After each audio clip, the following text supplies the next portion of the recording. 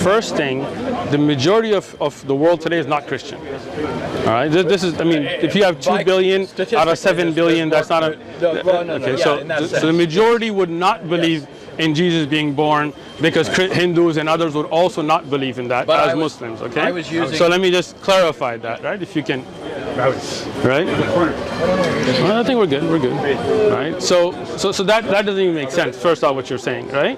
Because you're saying the majority would believe that concept of Jesus being born, and that's not true, right?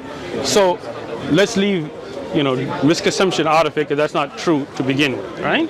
Now, that's not how I intended it, though. But that's what you said. Let me just clarify. I think he's saying that you saying, you know, if you say something like, well, that just sounds weird or crazy to me. He's saying most on of the world, concept of God being born out of the vagina of a woman. Doesn't find that absurd, even if they don't believe it. Really? I don't know how. Wait, hold on. Who am I dealing with here? Because you guys are all jumping in and out. Can I deal with 1, 2, 3, 4? You seem to want to avoid the points. I'm not. I'm getting to the point, right?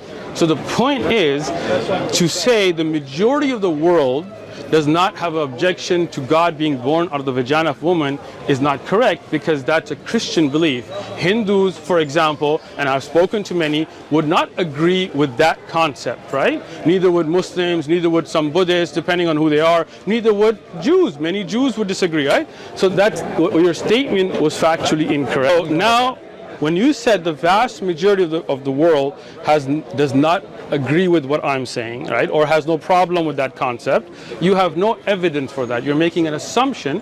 Let me speak, because the vast majority is not Christian, right?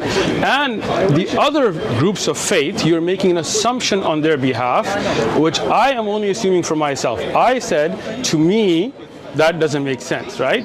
I didn't make a claim that the vast majority of the world would agree with me. But when you say the vast majority, again, this guy, man, the issue is that your claim is wrong, because you're making an assumption about the vast majority of the world. But again, like David said, I think you're just going off just because you took a tangent. Right?